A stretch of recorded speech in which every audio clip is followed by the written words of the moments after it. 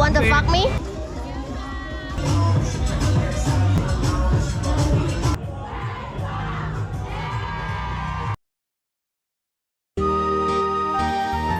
비아바 내부에서 촬영이 가능하다길래 시간 날 때 놀러가겠다고 해놓고서 며칠이 지났다. 오늘은 꼭 가야지 않겠나. 많은 일정을 치르고도 꾸역꾸역 이 거리로 나왔다. 골목의 입구 쪽부터 좋은 그림이 많았는데 고프로의 배터리가 나갔다는 걸 골목 중간에 와서야 발견했다. 잠시 점검차 바이크 기사님들 앉아 계시는 자리를 비워 앉았다. 기운이 다 빠져가지고 지금 택시 기사 아저씨들하고 앉아있어.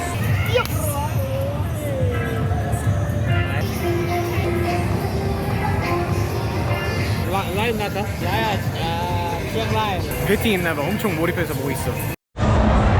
확인해보니 메모리도 교체해야 해서 가방을 풀 공간이 필요하기에 앞에 있는 마리화나 카페의 양해를 구하고 테라스에 앉아서 교체했다.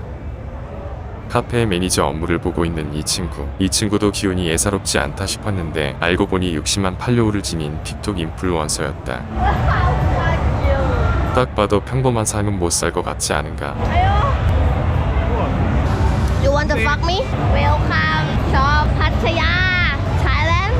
안 돼. 한국 사람들 하나 안 돼. 안 돼, 안 돼, 가올리 안 돼. 안 돼. 마이 다이. 마이 안 돼. 다이. 마이 다이. 안 돼. 마이 다이. 다이. 안 돼. 안 돼. 마이 다이. 아저씨. 오빠. No, 오빠, 아저씨. You said 오빠. No, 아저씨.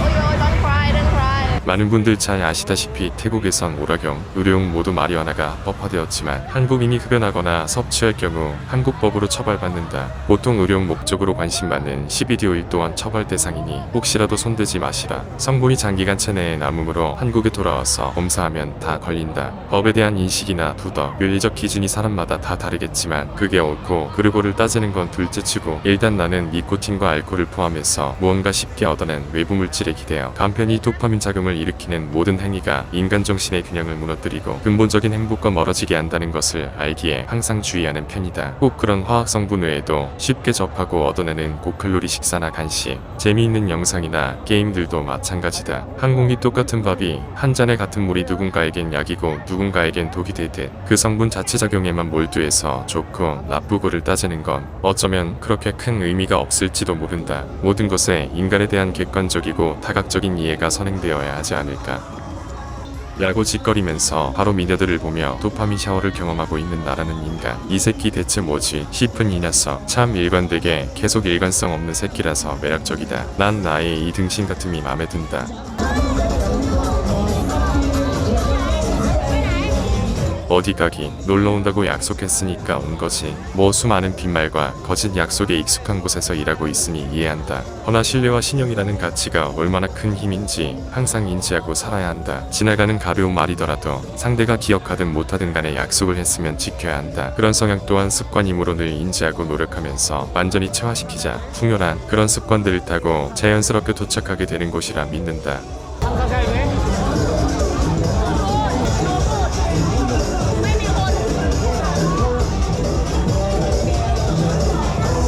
머리에 사람이 별로 없어 장사가 잘 안 된단다. 아, 존나 짜다.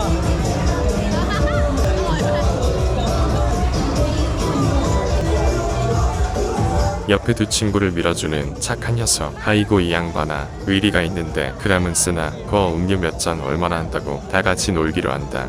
아움스 이 영상 보고 있냐? 나 너 가오 살려준다고 수많은 이쁜 누나들을 뿌리치고 느그 가게 가서 많이 팔아주고 왔다잉. 다음에 만나면 밥 사라.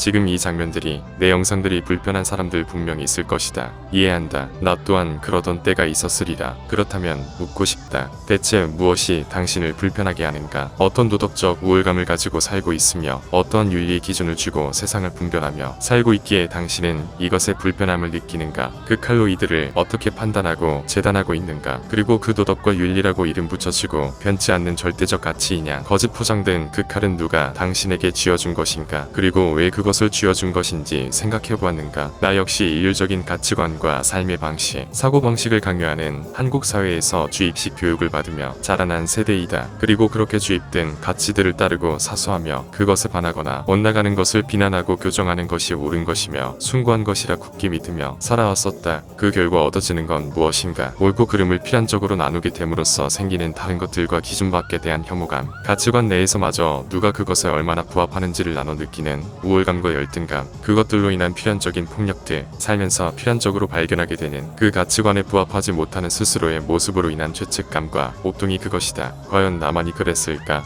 OECD 국가 내의 최악의 행복도와 최상위 자살률, 출산을 포기하고 노인 고독사가 극심한 이 현상들이 과연 이러한 정신문화와 관련이 없을까? 삶을 살아내기 위해 찾고 또 찾았다. 죄책감과 자기 혐오에서 벗어나기 위해 당시 내가 생각하던 나의 문제에 대해서 이유와 해결책을 끊임없이 찾았더랬다. 생존하기 위해서 절박하게 찾아 헤매었고 운이 좋게 수많은 정보를 얻을 수 있는 시대에 살고 있어. 다양한 분야의 뛰어난 인물들의 이야기와 연구 성과들을 접하며 세계관이 확장되고 과거에 비해 비교적 자신을 객관적으로 바라볼 수 있게 되면서 안정감을 찾고 살아날 수 있게 되었다. 진화심리학이나 뇌과학, 내분비 관련 서적 몇 곳만 읽어봐도 이 영상을 보며 느끼는 불편함이나 죄책감이 아주 간단히 쉽게 해소될 것이다. 불편함은 비난과 폭력, 싸움으로 해결되지 않는다. 불편함이란 애초 객관적 실체가 아니니까 스스로의 문제의 해결책은 스스로에게서 찾으라. 물론 우리가 주입받아온 그 도덕과 윤리관이라는 게 가치 없다는 게 아니다. 그것이 지켜짐으로써 작동하고 있는 여러 체계들이 있고 분명 나 또한 그 체계의 작동으로 얻어지는 안전과 인프라의 혜택을 누리며 살아왔기 때문이다. 다만 윤리와 도덕을 포함한 모든 가치와 기준이라는 것이 인간이 잘 살아가기 위해 만들어낸 일종의 정신적 도구라는 것을 이해하고 그것에 묶여서 고통을 강요하거나 강요당할 필요는 없다는 말이다. 다른 것을 존중하고 상호 협력 발전하면서 어우러져 행복하게 살 수 있다. 정말 그럴 수 있다. 타인에 대한 비난을 멈추라. 다른 이들에 대한 부정적 시선을 멈추라. 판단과 분별을 멈추라. 그러면 사랑이 저절로 떠오를 것이다. 자, 분별 없이 다시 보라. 이 친구들과 나, 그리고 보고 있는 당신. 누가 더 위고 아래인가? 누가 더 나은 삶을 살고 있는가?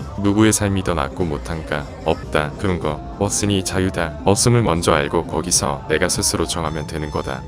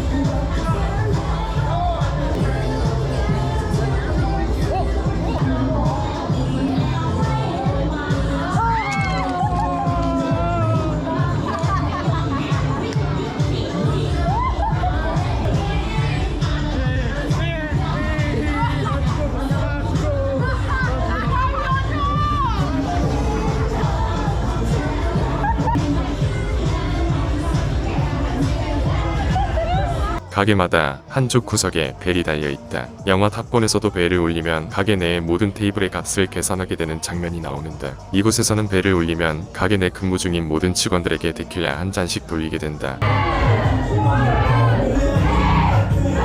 옆 테이블 중년의 동양인 형님들 엄청 신나게 노시다가 아주 기분 좋은 표정으로 벨을 울린다. 나도 한국에서 직장 생활도 다양한 조직 문화와 사회 경험을 하면서 살아왔지만 중년의 남성이 저렇게 천진난만하고 행복한 표정을 짓는 것은 본 적이 없다. 보기 좋았다. 이 경우는 정말 충분한 값어치를 하는 것 같다고 생각했다.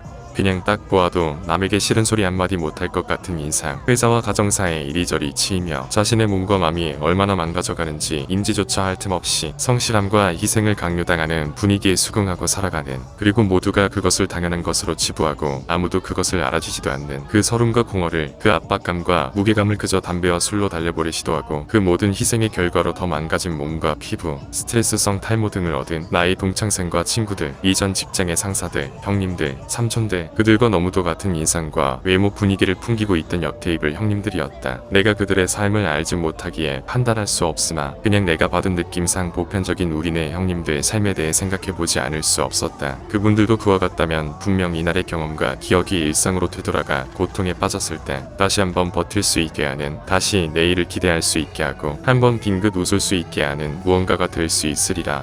그럴 수 있으면 좋겠다. 물론 다른 시선과 생각을 가진 사람도 있을 것이다. 하지만 생각해보라. 우리가 당연히 누리는 모든 인프라와 편의들은 그들의 희생 위에 세워진 것이다. 그냥 아주 차갑게 실리적인 측면으로만 생각해보더라도 그들의 행복과 안녕이 곧 우리가 누리는 모든 서비스 품질의 향상으로 돌아올 것이다. 그들을 손가락질 하지 말라. 너무도 자연스러운 남성성을 테스토스테론 작용들을 죄악시하는 분위기 속에 교육받고 억지로 억제시키고 굴복시키는 환경에서 스스로 망가지는 것들을 버텨온 이들이다. 그런 억압된 에너지가 부정적으로 터져나오는 사례들을 우리는 얼마나 많이 접해왔는가. 어찌 보면 이런 음지와 회색지대의 문화들은 일종의 안전장치로도 작동하는 셈이다. 분별 없이 보라. 한 톨의 미움과 혐오 없이, 어떠한 강압 없이 서로 웃고 떠들고 어우러져 노는 게 불편한가. 얼마나 꼬인 시선으로 사상을 살고 있는가. 또 한편으로는 손님이 어떠한 외모와 나이대이든 간에 피곤한 티, 일하기 싫은 티 한 번 안 내고 정말 마치 진심으로 즐겁게 해주려 노력하고 최선을 다해 놀아주는 직원들의 프로페셔널함에 깊은 인상을 받는다. 심지어 근무 시간이 꽤나 긴데도 말이다. 아무리 익숙한 일이더라도 특히나 어릴 때 이런 태도를 갖추는 게 쉽지 않다는 건 다들 아실 것이다. 한편으로는 얼마나 빡빡한 삶을 살아왔을지 얼핏 예상하게 하는 부분이라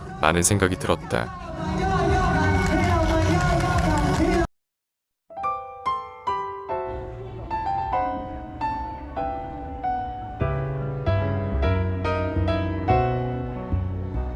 내 영상과 썸네일에 끌려 클릭한 이들이여, 부끄러워하지 말라. 어떠한 죄책감도 갖지 말라. 당신들은 어떠한 죄도 짓지 않았다. 누구도 해치지 않았다. 오히려 당신들이 건강하고 여전히 남성성을 지니고 있다는 것을 안도하고 자랑스러워하라. 왜 우리 사회가 예전부터 생물적으로 너무도 자연스럽고 없애는 것도 불가능한 남성성을 마치 도덕적인 결함으로 치부하고 억제해야 하는 것으로 교육하는지 생각해보았는가. 그로 인해 어떤 이들이 어떠한 이득을 취하게 되는지 생각해보라. 맞다. 엄연히 남성 호르몬 작용은 과한 경쟁과 폭력성을 포함하기에 현대화되고 고도화된 사회를 유지하는데 방해 요소가 될 수도 있다. 하지만 한편으로는 그것이 애초 현대화와 고도화된 문명을 있을 수 있게 한 창조력과 국력의 근원이기도 하다. 애초 그 양쪽 측면 중 한 가지만 택할 수 있는 것도 아니고 억압한다고 제거되는 것도 아니다. 전 세계 모든 인터넷 사용량의 30% 이상이 포르노와 관련된 것임을 알고 있는가? 조사 기관에 따라 절반 이상으로 보기도 한다. 이것에 흠칫하거나 혐오감을 일으키기 전에 생각해보라. 이것이 나쁘게 여겨지는가? 왜 그런가? 이것이 얼마나 많은 폭력과 부정성을 억제하고 있을지, 이게 없다면 그 에너지가 어떤 방향으로 흘러가게 될지 생각해본 적 있는가? 억제한다고 해결되지 않는다. 오히려 부작용을 낳고 이상 형태로 발현될 뿐이다. 헌데 우리 사회는 그것마저도 불법으로 규정하고 심지어 게임마저도 질병으로 분류하자는 멍청이들이 사회에 너무 많은 것들을 좌지우지하려 한다. 가만히 보라. 여성들을 위한 포르노라고도 할 수 있는 수많은 연속극과 로맨스 드라마들, 극적으로 연출되고 극히 일부분만 집중해서 보여주는 수많은 관찰 예능, 육아 예능들, 이 또한 현실과 다른 극단적인 이상향을 그려내 사람을 현혹한다. 하지만 포르노와 다른 점이라면 포르노는 엄연히 현실적이지 않고 연출된 것임을 인지하고 접하는 게 보편적이지만 반대로 이것들에 나오는 상황이나 조건, 인물들의 인간상은 우리 사회에서 우리가 추구해야 할 목표나 대상처럼 올바른 것처럼 여겨진다는 것이다. 그것은 인간과 사회를 굉장히 불행하게 만든다. 명확하게 객관적이고 과학적인 시선으로 시선으로 인간과 그것들을 이해하고 건강하고 행복하게 살 수 있는 문화와 사회가 될 수 있었으면 좋겠다. 그러면 지금처럼 병든 사람들이 분명 더 줄어들 것이라 믿는다. 말이 많았다. 허나 언젠가는 스스로 정리하고 싶었던 이야기이기도 하고 마침 다른 영상들에 비해 어그로가 끌릴 만한 영상일 거라 판단해서 여기서 정리해보는 게 좋겠다 싶었다. 시청에 감사드리며 당신의 지금 이 순간과 앞으로의 삶에 행복이 가득하길 바란다.